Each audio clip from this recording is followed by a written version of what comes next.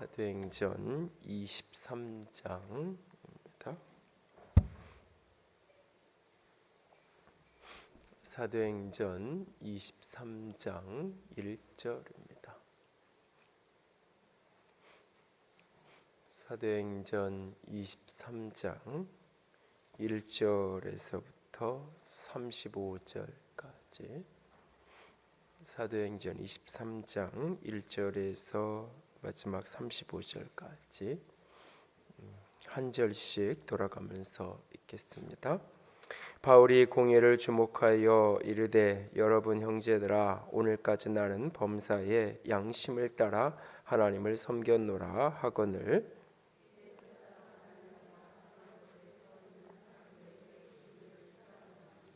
바울이 이르되 회칠할 담이여 하나님이 너를 치시리로다. 내가 나를 율법대로 심판한다고 앉아서 율법을 어기고 나를 치라 하느냐 하니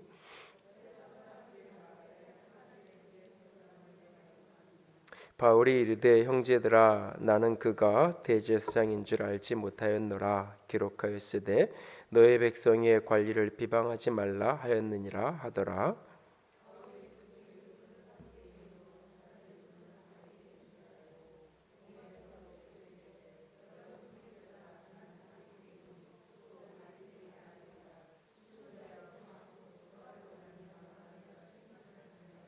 그 말을 한즉 바리새인과 사두개인 사이에 다툼이 생겨 무리가 나누어지니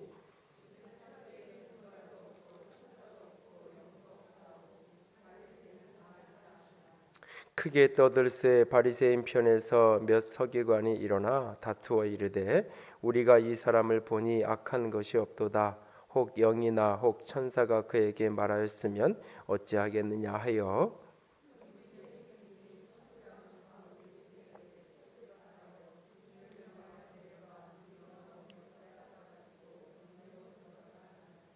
그날 밤에 주께서 바울 곁에 서서 이르시되 담대하라. 내가 예루살렘에서 나의 일에 증언할 것 같이 로마에서도 증언하여야 하리라 하시니라.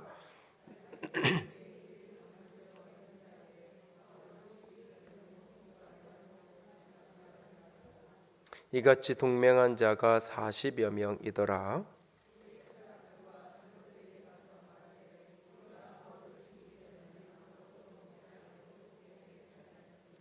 이제 너희는 그의 사실을 더 자세히 물어보려는 척하면서 공회와 함께 천부장에게 청하여 바울을 너희에게로 데리고 내려오게 하라. 우리는 그가 가까이 오기 전에 죽이기로 준비하였노라 하더니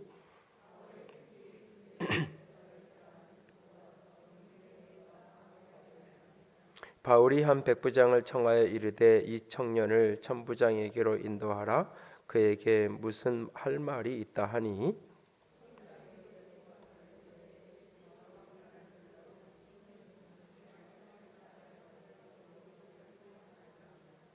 천부장이 그의 손을 잡고 물러가서 조용히 묻되 내게 할 말이 무엇이냐?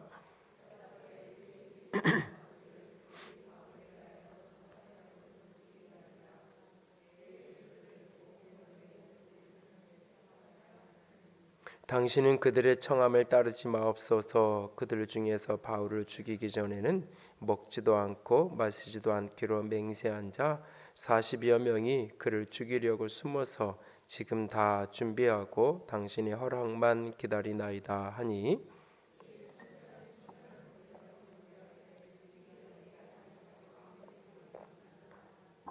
백부장 둘을 불러 이르되 밤 제3시에 가이사랴까지 갈 보병 200명과 기병 70명과 창병 200명을 준비하라 하고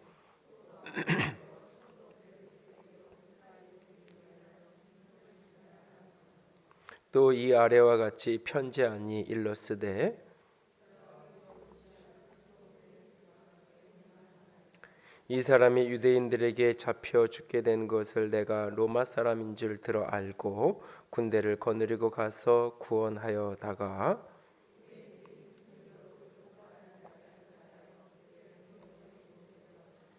고발하는 것이 그들의 율법 문제에 관한 것뿐이요 한 가지도 죽이거나 결박할 사유가 없음을 발견하였나이다.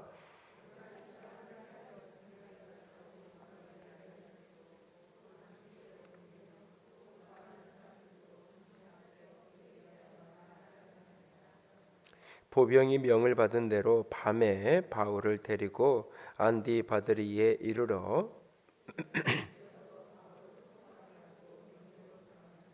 그들이 가이사랴에 들어가서 편지를 총독에게 드리고 바울을 그 앞에 세우니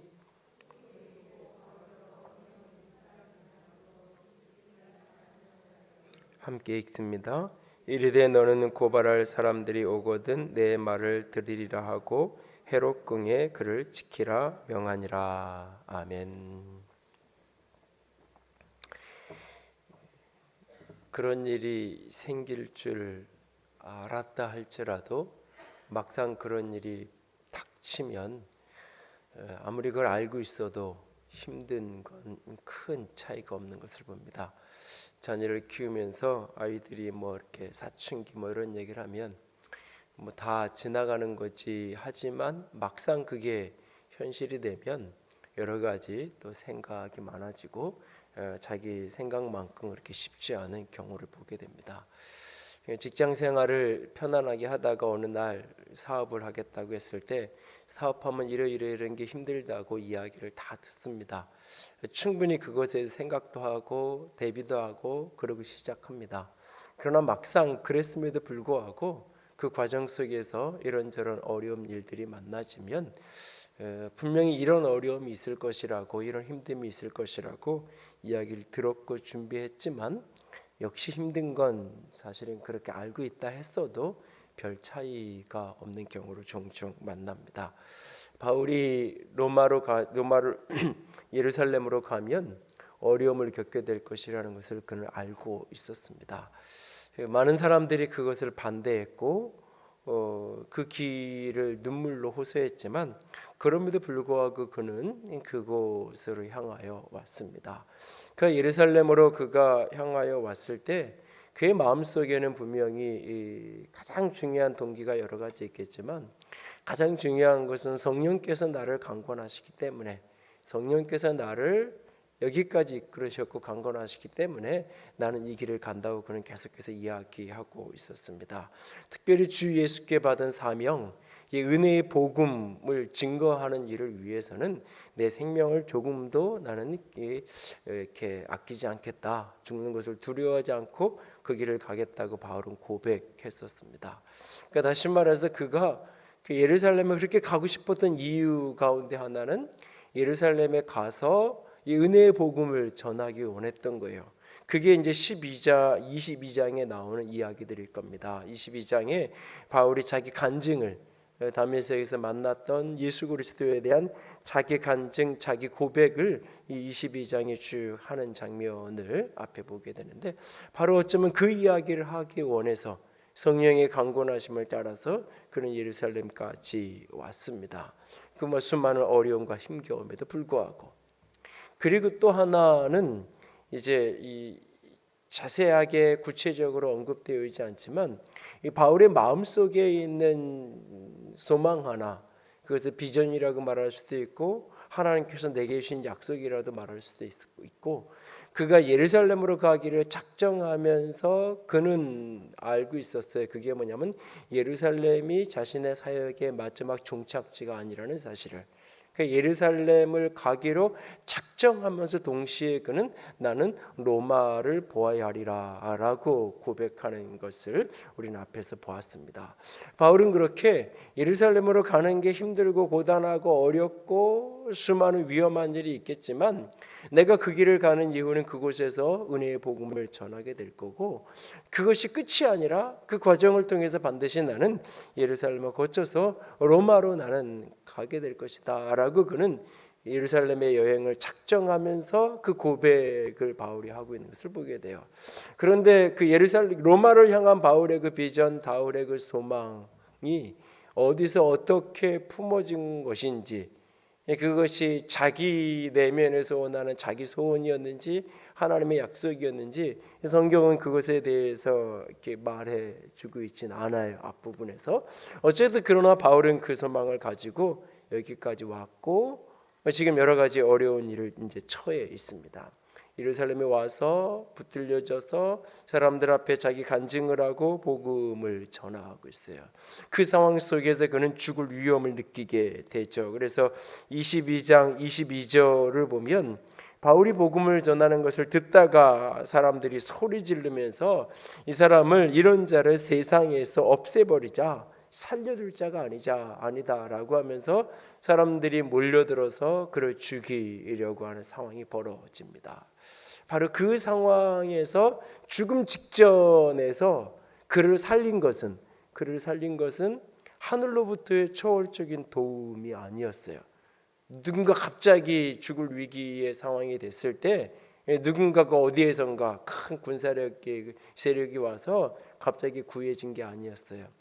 죽음의 위기 속에서 그를 살린 것은 로마의 시민권이라는, 그가 그리스도를 믿기 이전, 예수를 믿기 이전, 어쩌면 그가 가문에서부터 그가 이어받은 로마의 시민권자라는 것, 그것이 그를 살립니다. 이런 장면을 보면 질문을 던질 수 있어요. 어쩌면 죽는 것을 두려워하지 않는다고 이야기하고 복음 전도를 위해서 나는 생명을 조금도 아끼지 않는다고 해놓고 막상 죽을 처지가 되니까, 죽음의 위기에 내몰리니까 바로 그 상황에서 나 로마 시민인데, 로마의 시민권을 가진 사람인데 라고 자기 신분을 이렇게 밝히는, 바울이 두 번 이렇게 에베소 빌립보에도 한번 16장에 보면 자신의 로마 시민권자인 걸 밝히고 여기서도 밝히는데, 사실 그때마다 다 굉장히 이렇게 어려움에 처했을 때 로마의 시민권자라는 그 신분을 통해서 그 위기를 극복해 가는 그런 어떤 모습을 볼 수 있습니다. 22장 끝부분의 이야기죠. 그리고는 이제 어쨌든 그렇게 로마의 시민권자인 것을 밝힌 이상 그 지역의 행정을 맡고 있는 천부장의 입장에서, 지역이 요즘식으로 얘기하면 경찰서장 입장에서 그는 결국은 이 본국의 로마의 지시를 받고 있는 사람이기 때문에 결국은 로마 시민권자를 보호해야 돼요. 근데 물어보니까 자기는 아주 비싼 돈을 주고, 자신도 로마 시민권자다, 자기는 아주 많은 돈을 주고 로마 시민권을 샀는데 너는 어떻게 됐냐 물어보니까는 바울은 태어날 때부터 나는 로마 시민권을 갖고 있다. 부모나 이렇게 해가지고 뭐 어떤 부모가 이렇게 사업을 하거나 이렇게 해가지고 이렇게 유대인이지만 로마의 시민권을 가질 수 있는 그런 과정이 있었겠죠. 어쨌든 그렇게 태어났어요. 태어날 때부터. 그러니까 부자였어도 내가 스스로 돈을 벌어서 자수성가한 사람이 아니라 아버지 때부터 로마의 시민권을 돈으로 살 만큼 그런 부자였고 시민권자로 태어나서 살았던. 그러니까 시민권을 돈을 주고 산 사람 입장에서는 굉장히 어떻게 보면 부러운, 같은 로마의 시민권을 가지고 있다 할지라도 그 수준이 다르게 본인은 느끼는 거예요. 그러니까 이제 바울을 함부로 하면 안 되겠는. 그래서 이 천부장이 이제부터는 바울을 이제 보호하기 시작하죠. 그래서 일단은 사람들이 막 죽이려고 그러니까는 일단은 피하게 해놓고 이제 진상을 좀 이제 살펴야 되니까 이제는 정식 재판 절차를 밟게 되는 거예요. 그것을 이제 공회를 소집해서, 민회를 소집해서 그리스 로마 사회에서 중요한 결정을 이제 마을 사람들이 모여서, 도시 사람들이 모여서 같이 이렇게 회의를 하는 것처럼 그렇게 공회로, 민회로 사람들을 불러 모아서 이 문제를 이제 해결을 하기 위해서 진상을 파악하려는 과정을 겪게 되죠. 그럴 때 1절에 보면 바울은 이렇게 말합니다. 바울이 공회를 주목하여 이르되 여러분 형제들아, 오늘까지 나는 범사의 양심을 따라 하나님을 섬겼노라. 범사의 양심을 따라 나는 하나님을 섬겼다라고 표현을 하고 있어요. 근데 이 표현을 우리가 오늘 본문을 보면서 먼저 좀 조심스럽게 기억을 해야 돼요. 앞부분에 쭉 보면 바울이 살았던 많은 사역의 여정, 그러니까 특별히 바울이 예루살렘으로 오게 되는 과정, 예루살렘에 와서 그가 결국은 위기를 만나게 되고 그 속에서도 그럼에도 불구하고 자기 간증을 하고 복음을 전하는 그 과정 속에 이렇게 보면 그는 성령에 이끌려서 여기 온 게 맞아요. 여러 가지 많은 사람들이 눈물로 그를 가지 말라고 이야기했지만 그는 이곳에 가지 않을 수 없을 만큼 성령께서 이렇게 강권하셨어요.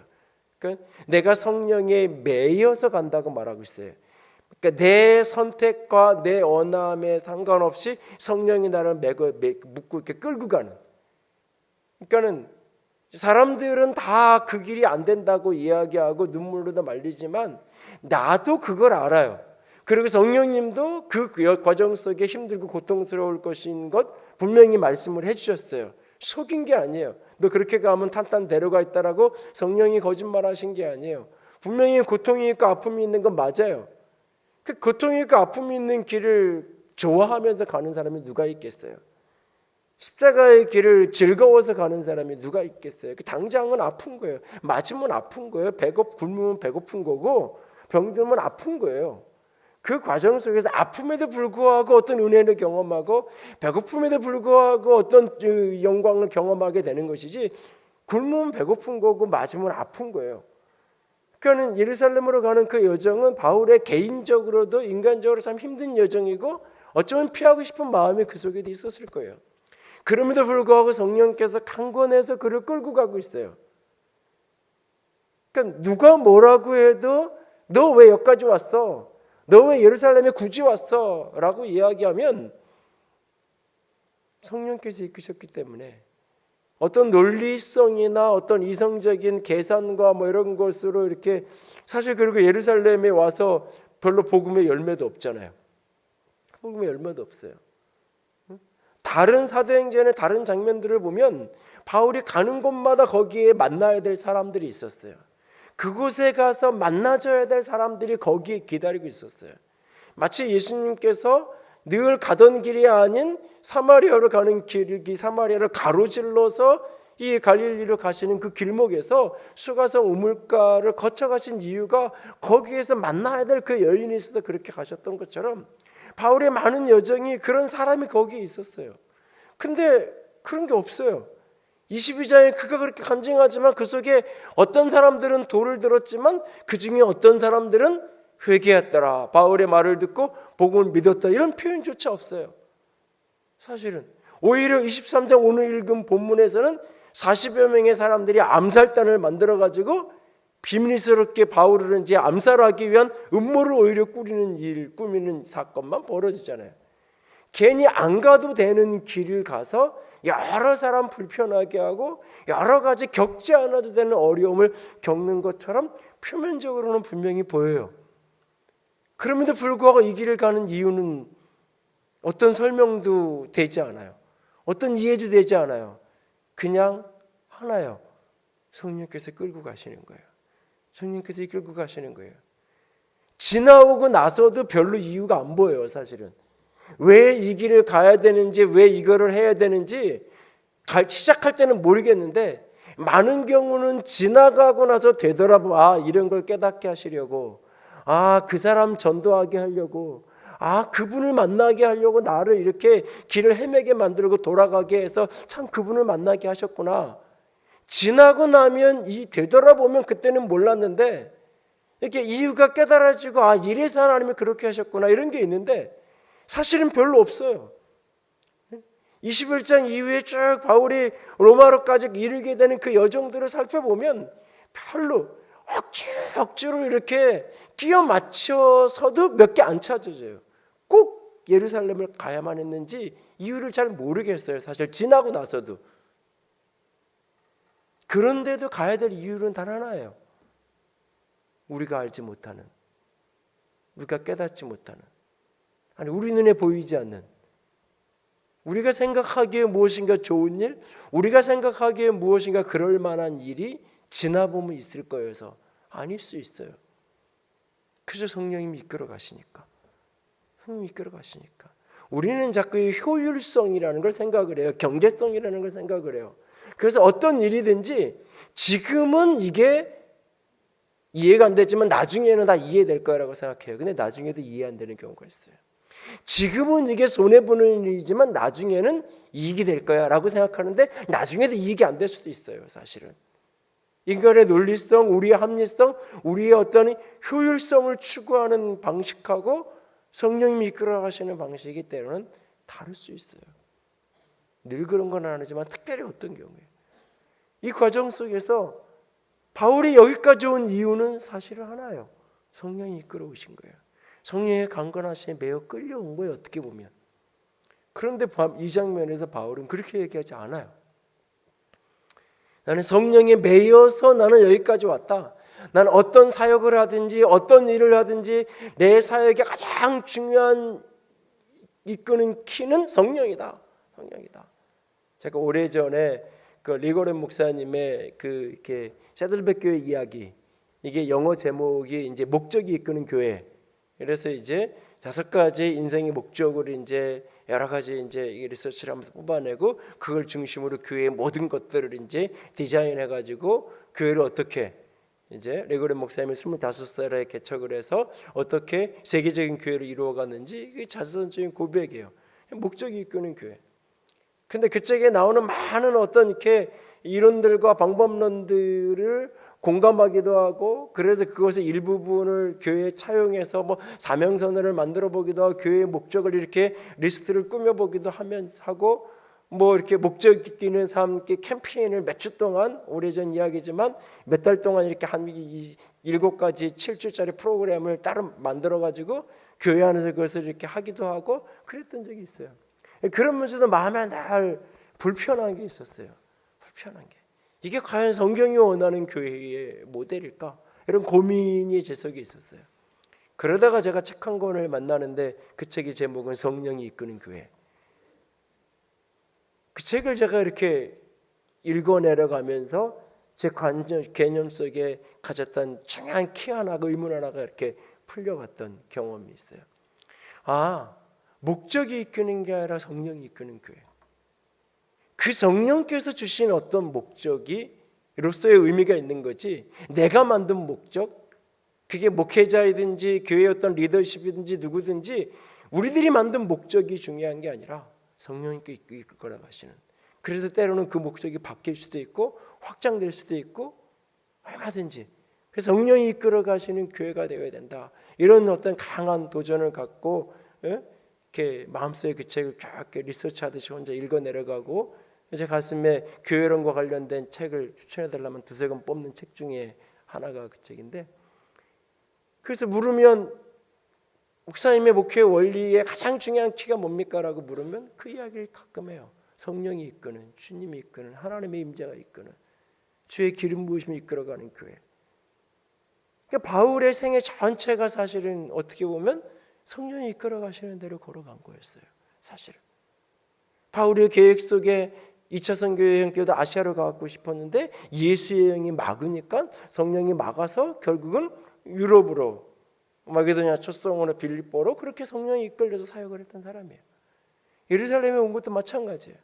그래서 어쩌면 이 상황 속에서 그가 할 수 있는 최고의 말은, 나는 성령의 범사에 성령을 따라 하나님을 섬겼다, 하나님의 이끄심을 따라 나는 살았다라고 말해야 어떻게 보면 바울의 생애에 대한 가장 정확한 고백이에요, 사실은. 근데 오늘 이 장면에서 바울은 그렇게 말하지 않아요. 나는 양심을 따라 하나님을 섬겼다라고 이야기를 해요. 바울은 예루살렘으로 오면서 나는 예루살렘으로 가지 않고는 견딜 수 없다고, 내가 지금 이렇게 좀 이렇게 힘들 거라고, 고난 당하고 어려움 당한다는 이유 때문에 내가 그것을 피하는 것은 내 신앙 양심에, 한 사람의 인간으로서 양심에 그건 어긋나는 일이어서 나는 그렇게 할 수 없다고 바울은 그렇게 말한 적이 없어요, 앞에서. 근데 오늘 이 순간 양심을 따라 나 하나님을 섬겼다고 이야기해요. 사실 양심이 무엇이냐, 이제 굉장히 철학적인 이야기고 많은 논쟁과 씨름을 해야 되는 이야기예요. 그러나 그런 얘기는 다 이렇게 차치하고 가장 단순하게 이야기하면, 양심은 인간의 내면에 하나님께서 주시는 중심의 내면의 어떤 법이에요. 성령이 충만해지고 성령께서 우리의 삶에 활성화되면서 가장 깊이 역사하는 내면의 가운데 하나가 양심이 활성화되는 거예요, 사실은. 양심이 활성화되는 거예요. 바울 서신을 곳곳을 보면 양심이라는 단어가 굉장히 자주 나와요, 사실은. 양심이라는 문제를, 이게 굉장히 개념 자체가 포괄적이기도 하고, 이게 굉장히 인본주의적인 개념이기도 하고, 그래서 교회 안에서는 잘 안 다뤄요. 사실은 저도 별로 잘 안 다뤄요.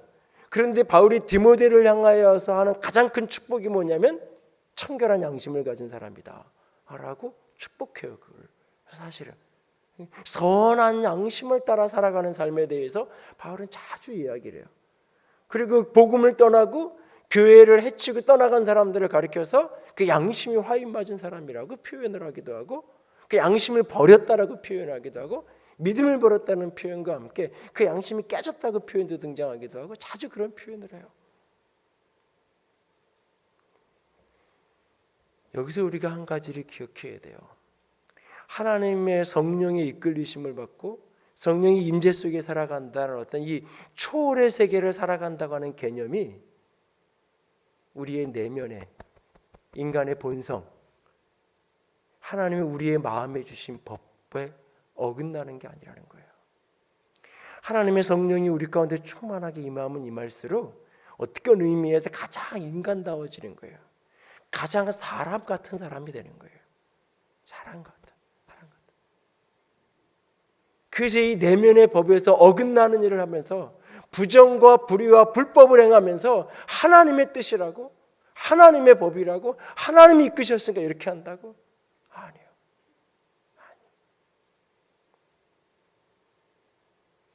모든 사람이 이해하지 못해도 하나님이 이끄시는 길이기 때문에 때로는 갈 수 있어요. 그러나 모든 사람이 저거는 죄라고 이야기하는데, 모든 사람이 저건 악이라고 이야기하는데, 그걸 모든 사람이 이해할 수 없다고 말할 때 하나님의 이끄심 때문에 걸어갈 수 있어요. 그러나 모두가 그것을 악한 짓이라고 이야기하는데 그것을 믿음의 이름으로 가한 일이라고, 아주 수치스러운 사건이지만 최근에 인천의 모 교회 청년부 담임을 하던 사역자가 그 학생들하고 해서 그 아이들 한 20여 명의 지금 통계에 드러난 것만 25명 이상을 성적으로 성폭행을 하고 그랬던 그런데 그것이 다 강제에 의한 것이 아니기 때문에 형사처벌도 아마 불가능한 상황이 될 건데, 그런 일을 행하면서도 신앙의 이름으로 그걸 설명하고 교회를 지켜야 되니까 이거 감춰야 되고 드러내면 안 되고, 당신들이 이걸 드러내고 그러면 교회를 해치는 일이니까 안 된다고 그러면서 그것을 덮고 얼마든지 방송에 나가지 않고 해결할 수 있는 충분한 기회들이 있었음에도 불구하고 누구도 책임 있는 사람들이 단 한 사람도 그 문제에 대해서 책임 있는 조치를 취하려고 하지 않는, 잘못한 건 잘못한 것이고 그 다음 스텝을 가야 되는데 그게 안 되는 거죠. 하나님의 성령이 역사하는 것하고 인간의 중심에 있는 양심의 법이 회복되는 것하고 죄가 들어오면서 나타난 가장 대표적인 현상이 양심이 무감각해지는 거예요. 그래서 죄를 죄로 인식하지 못하게 되는 거예요. 성령이 우리에게 부어지면서 나타나는 가장 대표적인 현상이 죄를 죄로 인식하게 되는 거예요. 죄에 대한 인식이 찾아오는 그 순간, 그렇기 때문에 우리가 죄를 이겨낼 수 있는 출발점이 열리는 거예요. 사단은 그게 싫은 거예요. 그래서 죄가 인식되는 그 순간 사단은 그것을 정죄감으로 바꿔놓는 거예요. 그래서 죄에 대한 인식이 마비되도록, 죄에 대한 깨달음을 자꾸 멀리하도록, 죄의식이 생기는 순간 내가 죄를 극복하고 이겨내겠다는 결단을 하게 되고 죄와 멀어지게 되어 있고 죄와 싸워가게 되어 있는 거예요. 사단은 그게 싫은 거예요. 가장 먼저는 죄를 인식하지 못하고 느끼지 못하게 하고 싶은데, 내가 거듭나고 나면 죽었던 영이 살아나기 시작하면, 죽었던 양심이 회복되기 시작하면 이전에 마음대로 살던 삶이 걸리기 시작하는 거예요. 이전에 불편하지 않던 삶이 불편해지기 시작하는 거예요. 이전에 적당히 봤던 뇌물이 불편해지기 시작하는 거예요. 이전에 적당히 가서 즐기던 수많은 일들이 마음에 힘겨움이 찾아오기 시작하는 거예요. 그럴 때 그 죄와 싸워 이겨내는 것이 성령의 능력인데, 사단은 그것을 자꾸 틀어놓는 거예요. 정죄감을 갖도록, 죄책감을 갖도록. 그러니까 너는 쓸모없는 존재야. 그러니까 하나님은 너는 사랑하지 않으실 거야. 그러니까 너 같은 사람이 어떻게 예수 믿는다고 할 수 있어? 특별히 그것이 과거의 죄일 뿐만 아니라 현재 진행형의 죄일 때 끊임없이 사단은 정죄감으로 우리를 내모는, 그래서 스스로 십자가에 등을 돌리게 만들고 스스로 죄에 빠져들어가도록, 죄를 깨달았지만 돌이킴이 없도록, 그게 가룟유다잖아요. 자기가 한 잘못을 깨달았지만 돌이키지 않고 도망가잖아요. 그것이 스스로 목숨을 끊게 만들, 자살하게 만들잖아요. 죄책감의, 정죄감의 마지막 모습이에요. 그것이 하나님의 성령이 우리 가운데 일하실 때 그 속에서 가장 기본적으로 나타나는 현상 중에 하나가 우리의 내면의 양심이 민감하게 지기 시작하는 거예요. 그래서 여러분들이 삶을 살아가면서 어떤 문제 앞에서 이거 성령님 앞에 합당한 것인가 합당한 것이 아닌가를 물을 때 돌아서서 양심의 법에, 내 내면의 법에 걸림이 있는지 없는지를 냉정하게 들여다볼 필요가 있어요. 냉정하게. 이 두 가지가 많은 부분 일치되는 경우가 많아요. 물론 이것이 이제 정죄감으로 왜곡되어지면 하나님의 인도하심이 아닌 양심이라는 그 어떤 형식을 갖고 있지만 사실은 그것이 자기 정죄의 모습으로 왜곡된 모습으로 갈 위험성은 분명히 있어요. 그리고 성령님에 의해서 활성화되지 않은, 주의 말씀과 성령에 의해서 이게 활성화되지 않은 양심, 죄악된 양심을 그대로 갖고 있으면서 나는 양심에 꺼리낌 없다고, 그 꺼리낌 없다라는 말이 회복된 양심 앞에, 회복된 양심이 하나님의 빛 아래서 깨끗하다는 의미가 아니라 죄를 죄로 느끼지 못하니까 양심에 거리낌이 없는 거예요. 잘못을 하면서 잘못이라고 느끼지 못하니까 양심에 거리낌이 없다고 이야기하는 그런 모습으로 이게 오용될 수 있어요. 얼마든지. 이게. 그러니까 나 양심은 나는 아무런 거리낌이 없다고. 성령에 충만하지 않으니까, 하나님의 말씀에 충만하지 않으니까 내 양심이 활성화되는 게 아니라, 깨어나는 게 아니라 죽어 있는 거예요. 가려져 있는 거예요. 그러니까 양심에 나는 떳떳한 거예요. 성령의 충만함 속에 이게 회복되지 않으니까, 죄의 길을 걸어가면서도. 그래서 나는 깨끗하다, 나는 떳떳하다라고 사실은 그렇게 오용되고 왜곡될 수 있어요. 이 부분이. 그래서 굉장히 조심스럽고 예민한, 아주 예민한 어떤 이렇게 분별과 터치가 필요한 측면이에요. 이 부분이. 그래서 사실은 그래도 잘 안 다루고 잘 언급하지 않고 그냥 넘어가요. 저도 이 부분 오늘 설교 때 얘기를 할까 말까 사실은 이렇게 넣다 뺐다 혼자 머릿속에서 그랬었는데, 성령에 이끌려 살아간다는 것하고 내 양심을 따라 살아간다는 것하고가 많은 부분 하나로 닿아있다는 사실을 기억하세요. 성령께서 우리 가운데 충만하게 부어지면서 가장 민감하게 일하시는 것이 내 양심을 깨우는 거예요. 내 중심을 회복시키는 거예요. 중심을. 그래서 죄가 무엇인지 내면이 알게 되는 거예요. 이게 가야 될 길인지 가지 말아야 될 길인지 내면이 알게 시작하는 거예요.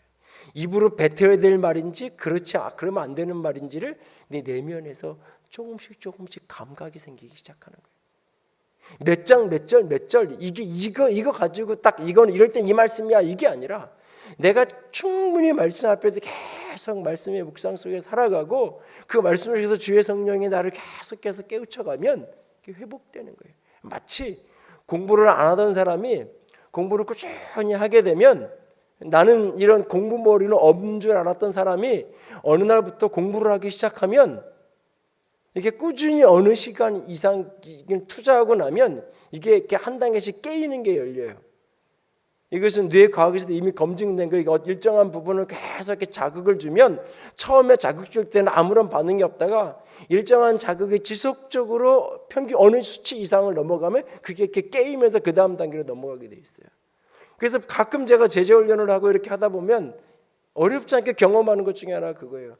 본인은 나는 글 쓰는 거 너무 힘들고 외우는 거 너무 힘들고 공부하는 머리는 없다고, 왜 공부할 기회가 없었고 그래서 제대로 공부해 본 적이 없고, 근데 끊임없이 글을 쓰게 하다 보면 웬만한 대학 나오고 대학원 나오는 사람들보다 오히려 성경을 깨닫고 그 문제 속에서 자기 자신을 보고 이런 것을 훨씬 더 활성화되어 있는, 처음 시작할 때는 안 그랬는데 2년 정도 같이 지나가 보면 그 진보가 훨씬 빠른 분들이 굉장히 가끔 만나요. 제가 또 나한테 그 사람이 누구냐고 와서 확인 묻지 말고, 그런 부분들이 있어요.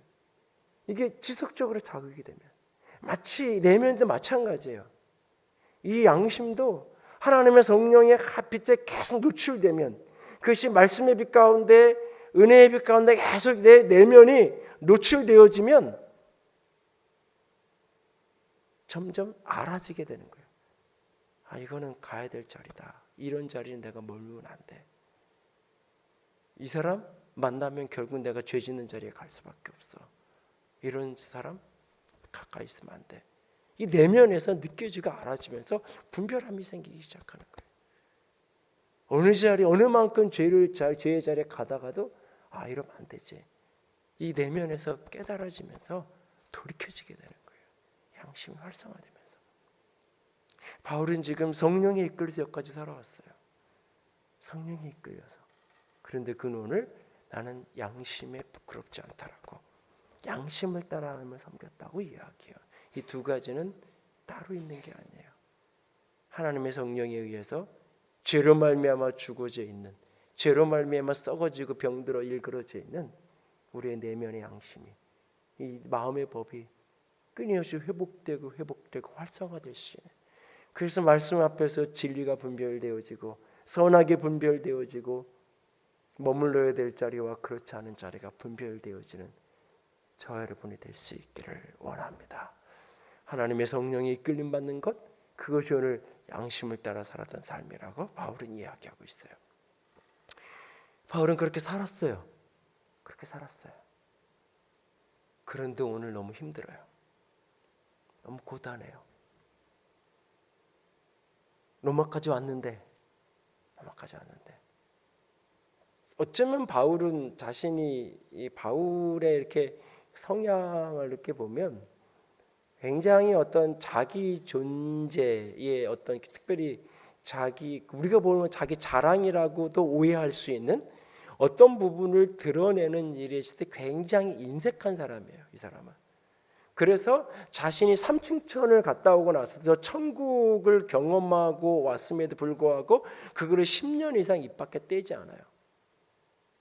이게 지금 육체 밖으로 내 영이 육체 밖으로 나아가서 실제로 그 사도 요한처럼, 요한계시록 사도 요한처럼 천상에 올라간 거, 삼층천에 갔다 온 건지, 아니면 꿈을 꾸듯이 환상 속에 본 것인지, 어떤 현상인지는 자신도 모른다고 이야기해요. 이게 어떤 현상인지 모르지만 그 경험을 했어요.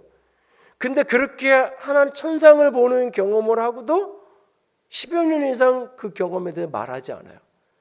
그리고 10여 년이 지난 어느 날 어쩔 수 없이 그 이야기를 하는데 가서 뭘 봤는지는 이야기 안 해요.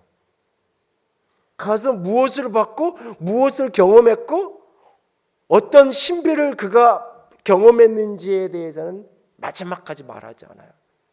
침묵해요. 그런 얘기하고 다니면 얼마나 사람들이 좋아하겠어요. 얼마나 인기 있고 얼마나 사람들이 관심을 갖겠어요. 어쩌면 말하지 않아요. 자신이 로마 시민권자라는 것 처음부터 그냥 내세우고 다니면 돼요. 갈 때마다 필요하면 로마 시민권 전 세계를 돌아다닐 수 있는 프리페서와 같은 그런 권한이 있는 거예요. 쉽게 많은 일을 해결할 수 있어요. 근데 말하지 않아요. 진짜 절체절명의 위기 상황에 직면했을 때만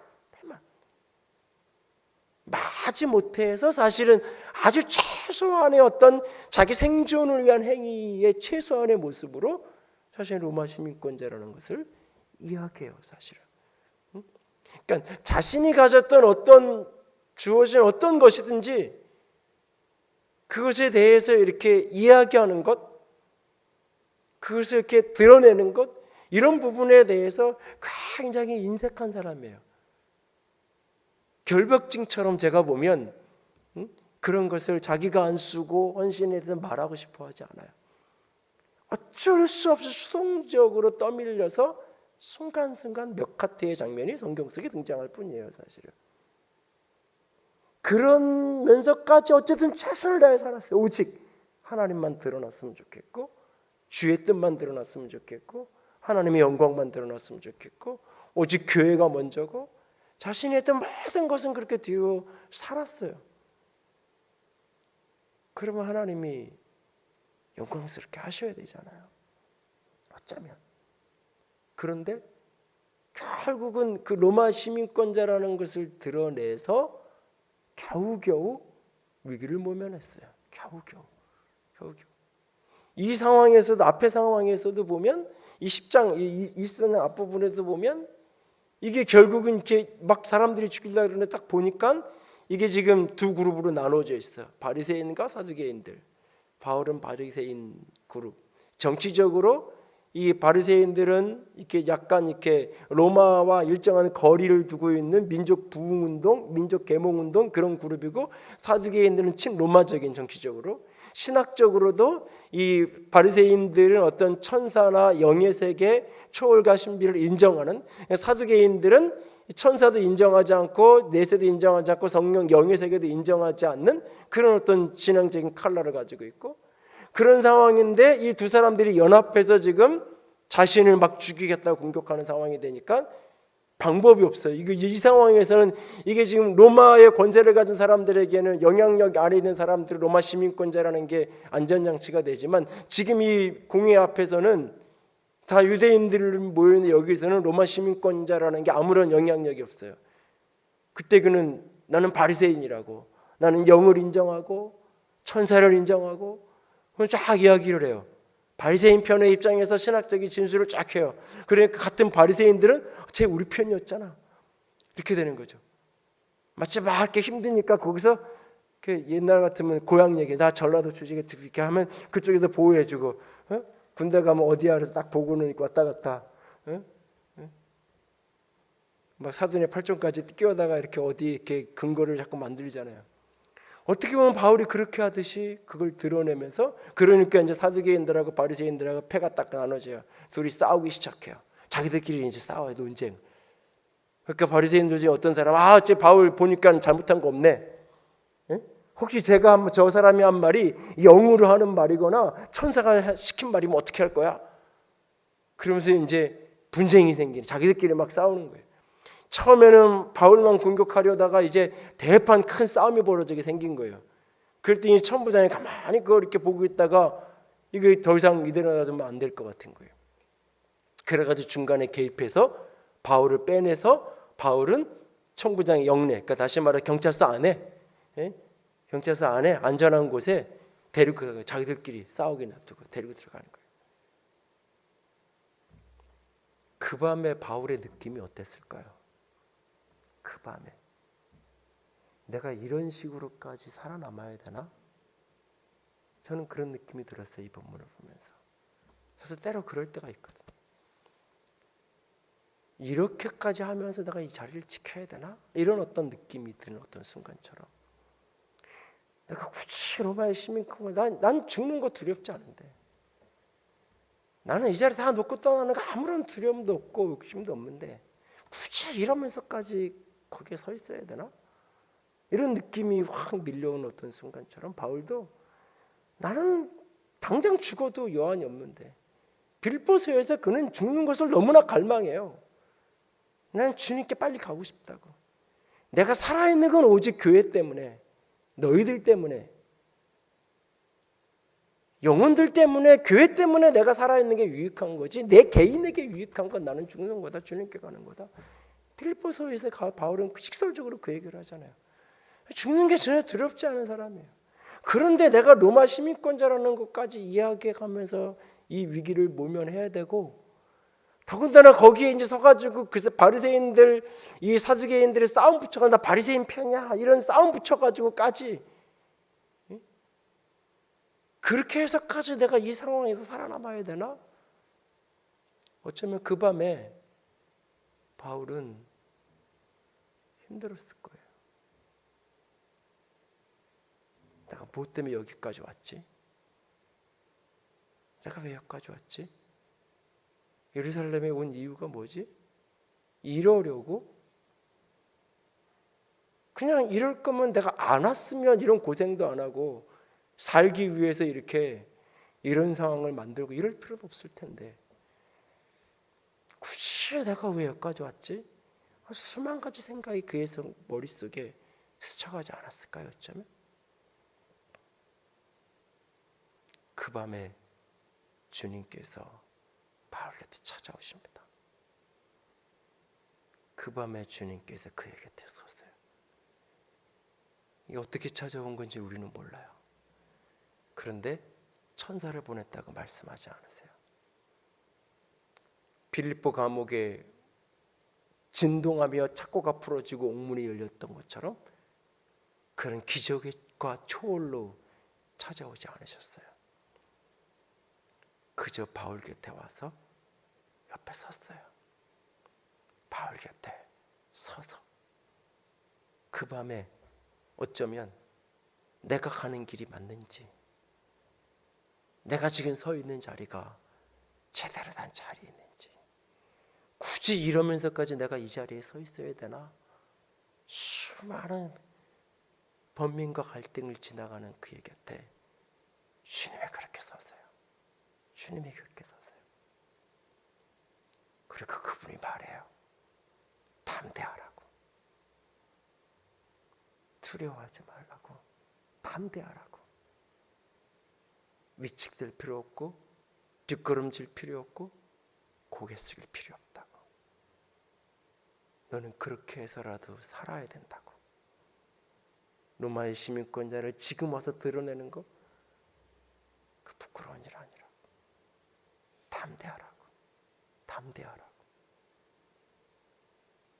그리고는 네가 예루살렘에서 나의 일을 증언한 것처럼 예루살렘에서 나의 일을 증언.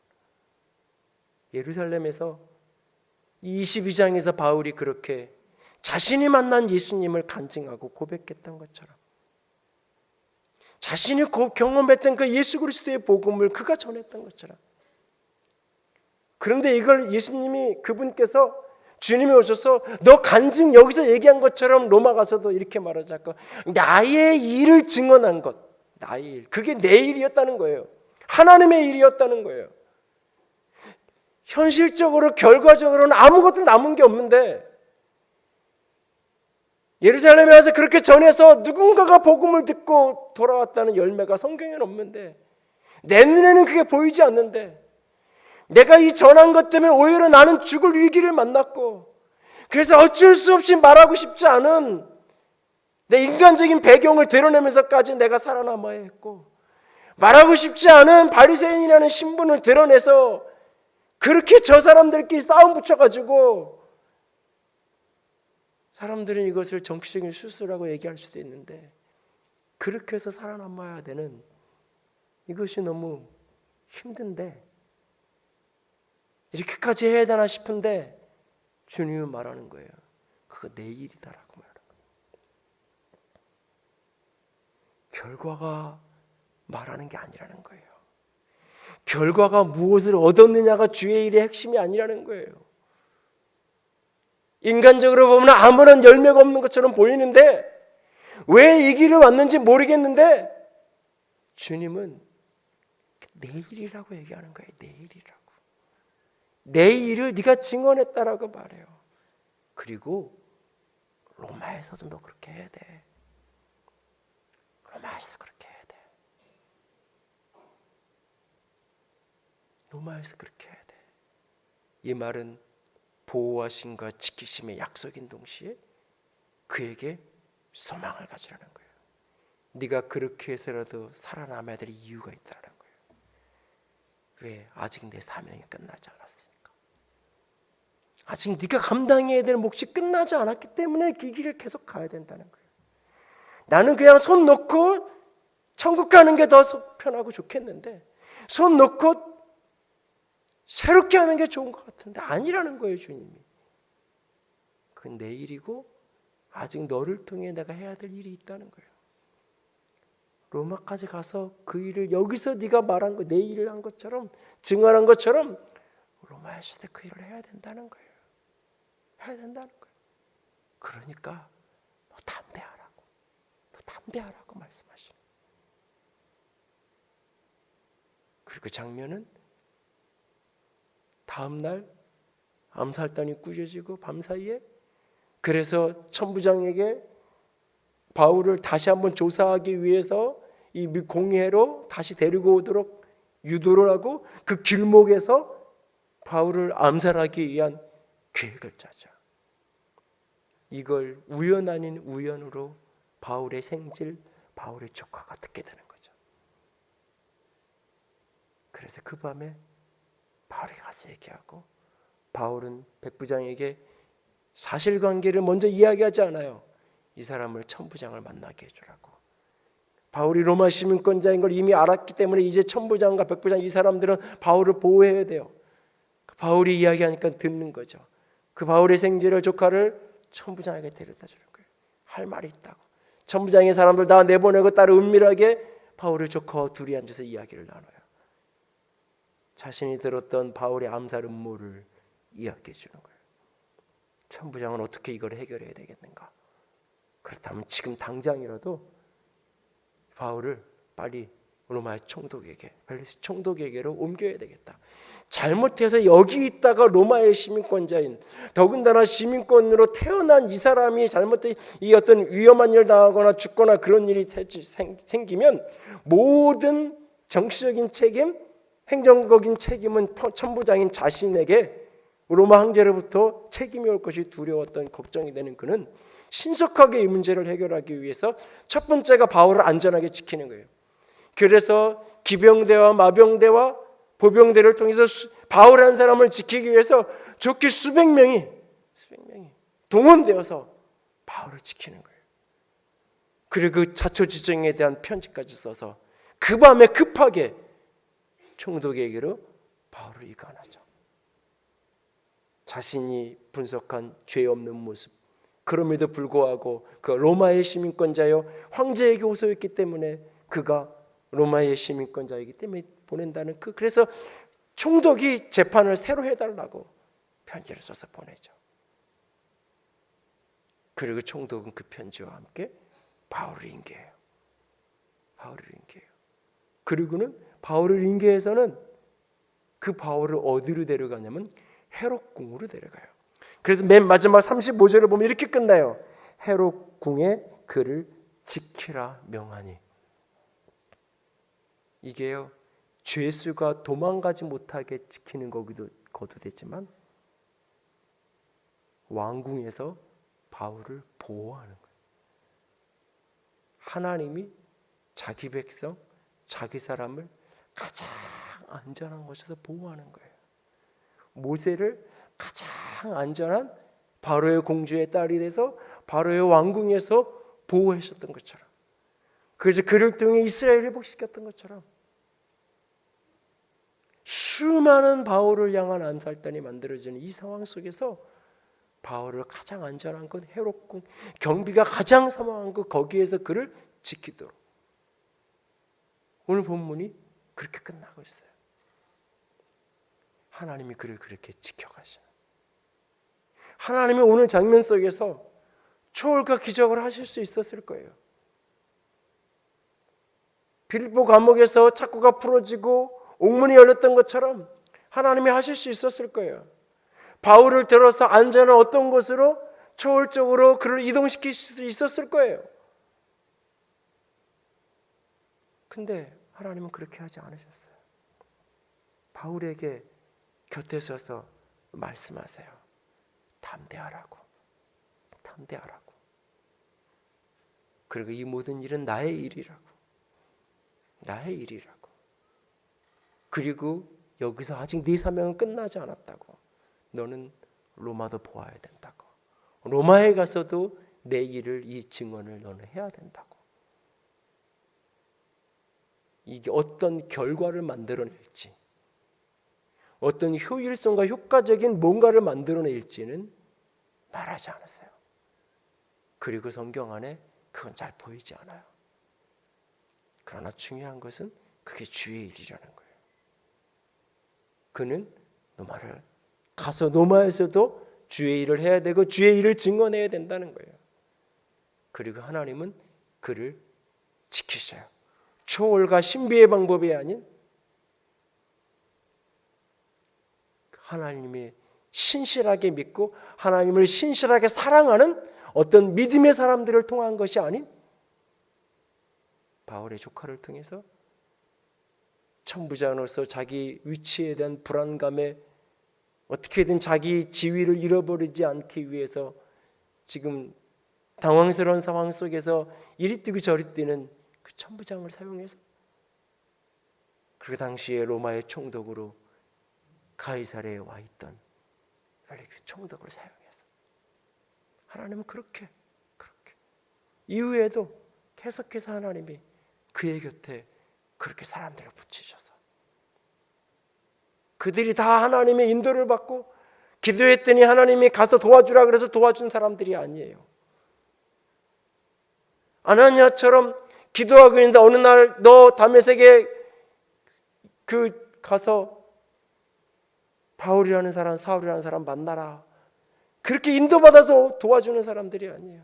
바울의 생질이 조카가 그런 어떤 하나님의 음성을 듣고 와서 바울을 돕는 게 아니에요. 천부장이 하나님 앞에 음성을 듣고 돕는 게 아니에요. 베르시 총독이 음성을 듣고 와서 지금 바울을 보호자가 되어주는 게 아니에요.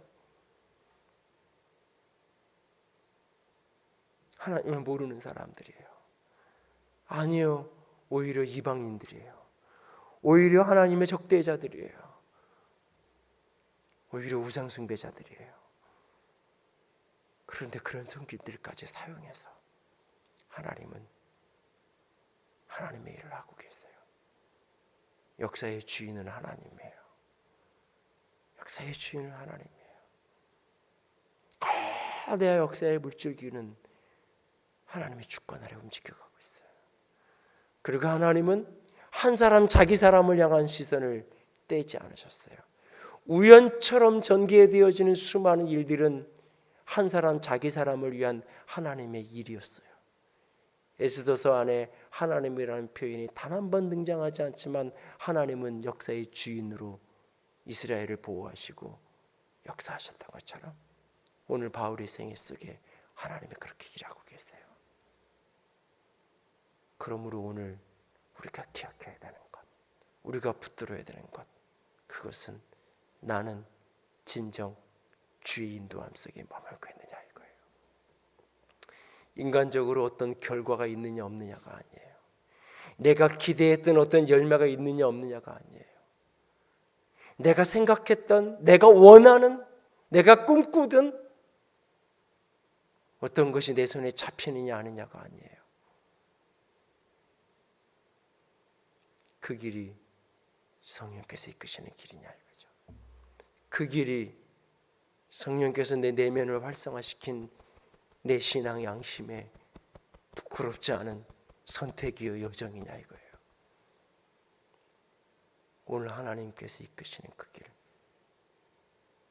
얼마나 효과가 있고 열매가 있냐에 상관없이 주께서 이끄시는 그 길을 주께서 주님 붙들고 걸어갈 때 주님은 말씀하시는 거예요. 그게 내 일이라고. 그게 내 일이라고. 그게 내 일이라고. 그리고 아직 너는 사명이 끝나지 않았다고. 로마에서도 내 일을 해야 된다고. 주께서 말씀하시는 거예요. 그 밤에 그의 곁에 서서 주님이 그렇게 말씀하시면서 담대하라고 말씀하시는 거예요. 담대하라고. 담대하라고.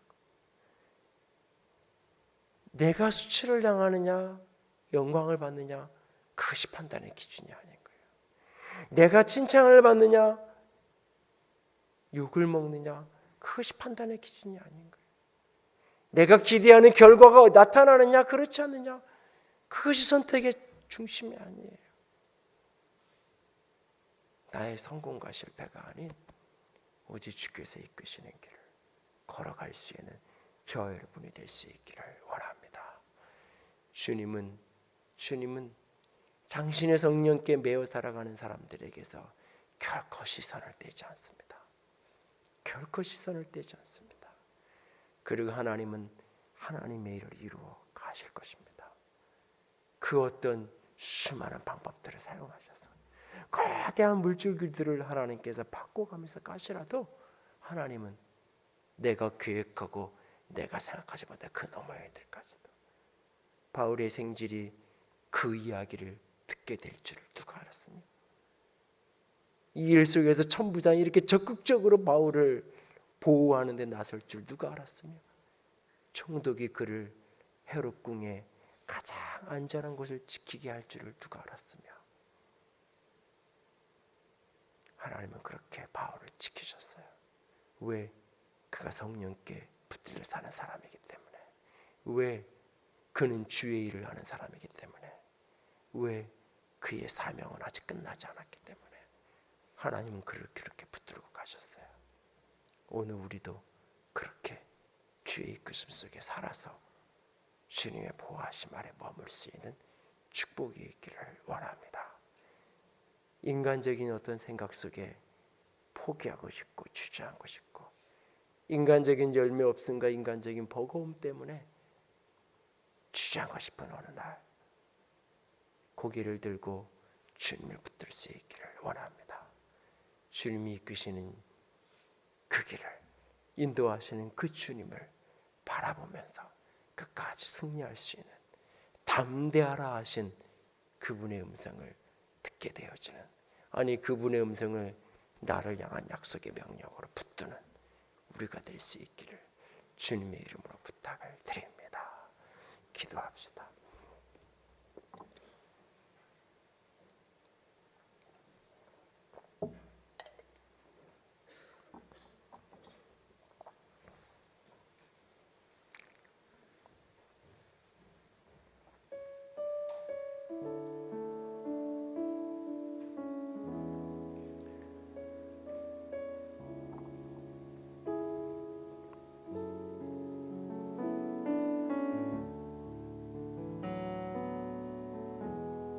주께서 그 밤에 그의 곁에 서서 담대하라 담대하라 네가 이곳에서 나의 일을 증언한 것처럼 저곳에서도 로마에서도 그렇게 해야 할 것이다. 그리고 주님은 그를 지키셨습니다. 가장 위험한 곳 그러나 가장 안전한 자리에서 그를 지키셨습니다. 가장 기대하지 않고 예상하지 않았던 방법으로 하나님은 그를 지키셨습니다. 오늘도 우리 주님은 우리를 그렇게 이끌어 가실 겁니다. 내가 생각하고 내가 상상하고 내가 꿈꾸었던 거랑 상관없이 중심의 키는 나는 성령에 매여 살아가는가, 나는 주의 말씀이 내 중심의 방망이 질치고 내 양심을 깨우는 그 음성을 오늘도 따라 살아가고 있는가, 어떤 이익이 되고 어떤 얻을 게 있다 할지라도 어떤 즐거움이 있다 할지라도 양심이 꺼리껴지고 주께서 가지 말라 하시면 미련하다 해도 머물러 있는 그 길 주께서 그 길에 함께 하실 겁니다. 주님 사랑합니다. 성령에 매여 살아가게 하시옵소서. 내 양심이 깨어있게 하여 주시옵소서. 같이 기도합니다.